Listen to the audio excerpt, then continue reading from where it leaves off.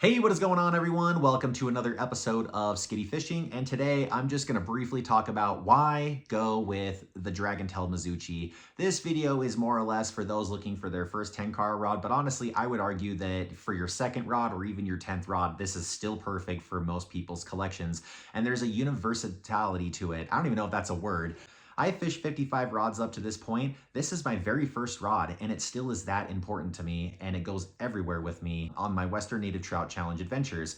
So again, whether it's your first rod or your second rod, I really love its rod action. Some people will tell you it's a little bit fast and maybe too stiff for them. DRAGOntail has combated that by allowing 2 additional blanks to be purchased, and you can replace these zooms, and it softens up the flex just a little bit. But personally, I think the rod action is perfect just the way it is. And the reason for that is that you can pin fish when you need to out of really hard environments. Picture yourself on a creek, you've got tight vegetation, maybe you need to shorten to its shortest length, which is just shy of 8 feet, and you need to be able to get that fish hook set quickly and out of that environment. Also, keep in mind that when you're in a tight environment, you have to trout set, meaning you lift up like a conventional spinning rod. So what that means is that you have everything in your canopy that's in the way of your hook set, preventing you from catching a fish. Western fly fishermen getting into Tenkara will find that kind of tricky because they strip set on their fly rods in a lot of cases. So I like a fast action to be able to not have to coax that rod too high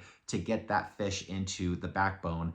But at the same time, I also love that it's just perfect all around for all sizes of fish. The fast action gets big fish to the backbone quick so you can keep them pinned, but at the same time, it's not going to really abuse fish that are probably 8 inches and larger. I do find that the 7-inch and lower category, this rod is a little bit too powerful for them in some cases. You can adjust your hook set to compensate that, but it's something to be aware of, where the fish that are typically 8 to 12 inches are going to be just fine. And honestly, a fish that's typically 12 to 14 inches is phenomenal. This rod is so fun on that specific category or size of fish. Especially here in the Rocky Mountains, you could be catching consistent 12-inch trout, and then all of a sudden a 20-incher comes out of nowhere when you least expect it. So the Rockies are sneaky. I like a rod that's perfect for that.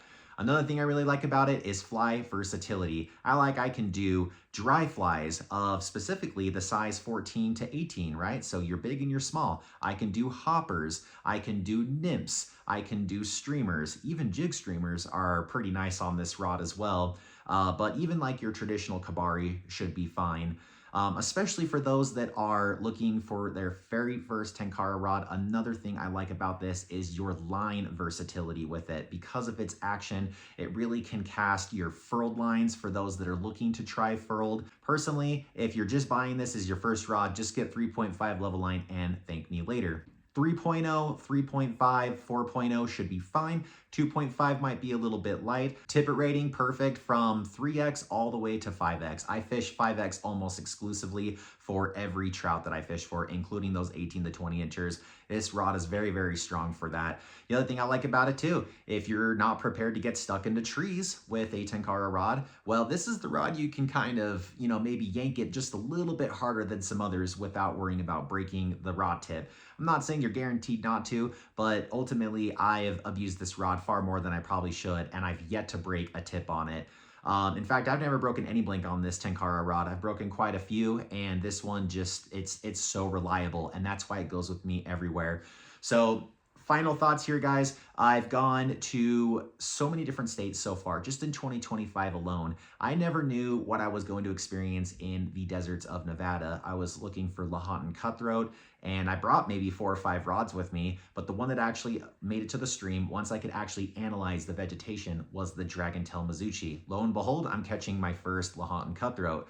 Same thing in Arizona. I have no idea what to expect in the Apache National Forest. So I'm looking for some Apache trout. I have no idea if I'm going to have low overhang or if it's shrubs. You can look at it on Google Maps, but it really doesn't give you a personal point of view. So I brought the Mizuchi, and I found some little tight spots that I was able to get into where I had to get the maximum distance, and I was more worried about them seeing me and spooking them more than anything else. So it was perfect for that. Then all of a sudden I'm in the deserts of New Mexico, and I'm looking for my first Gila trout, and this rod also went with me. I mean, from the very moment I left the car, it was this rod from the very get-go, and I'm casting into some tree cover, and I'm catching my Gila trout, and that was that journey there. So I fished this rod in Wyoming, Idaho, Montana. I mean, it really does go with me everywhere, guys, and that's why I can totally trust and rely on it. And honestly, it really just comes down to this. People personal message me and they say, Skiddy, what Tenkara rod should I buy? Well, I finally made a video so I can explain it just as a one-all be-all. And ultimately, this rod does a little bit of everything, making it a safe choice for anyone, no matter where they're at with their collection. First rod, second rod, 10th, as I said. Thank you guys for tuning into this. We'll see you on the next adventure. Tight lines, everyone.